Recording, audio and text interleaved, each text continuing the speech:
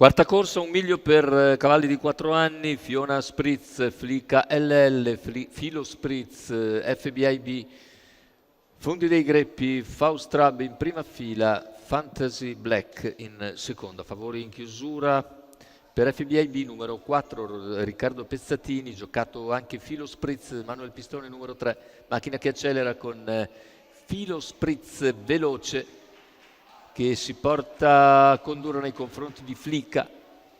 Al largo veloce anche FBIB, che tiene in terza ruota Fondi dei Greppi, e FBIB prosegue nella sua azione, cerca di avvicinare la testa, che comunque completa in 14,7 i primi 200.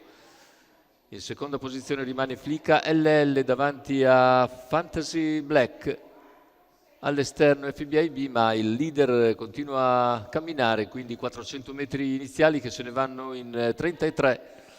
FBIB sul passo cerca di avvicinare il leader. Seconda posizione in corda per Flica LL davanti a Fantasy Black, all'esterno anche Fondi dei Greppi. Se ne vanno i primi 600 metri di gara, completati dalla testa in 46,5. 16,2 in curva con Filo Spritz che guida nei confronti di Flica, all'esterno FBIB che non ha ancora avvicinato però il leader e ora prova a portarsi sotto quando manca un giro esatto alla conclusione.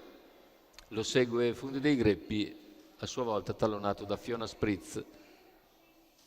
Tanto 1-1-2 per gli 800, 14,7 davanti alle tribune. FBIB ora fa sul serio, va sul battistrada, lo va ad impegnare al chilometro in 1,16,4.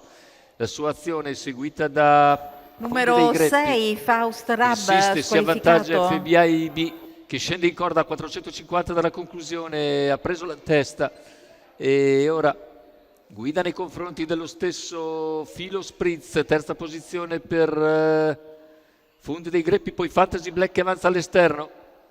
Cavalli al completamento della piegata con FBIB in evidenza nei confronti di Filo Spritz, Fondi dei Greppi e Fantasy Black.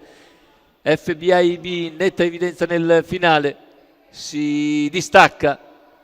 FBIB viene a concludere isolato in avanti, secondo posto per Filo Spritz, mentre per il terzo è Fantasy Black che piega sul palo Fondi dei Greppi. 1,14,9, 29,9 a chiudere dopo 29,3 di penultimo quarto e immediato raddoppio per Riccardo Pezzatini che dopo aver vinto con Galileo AM stravince con FBIB correndo molto bene al largo, sfilando praticamente ai 500 finali e poi staccando in retta d'arrivo. Riccardo Pezzatini che raddoppia così come driver, trainer e proprietario.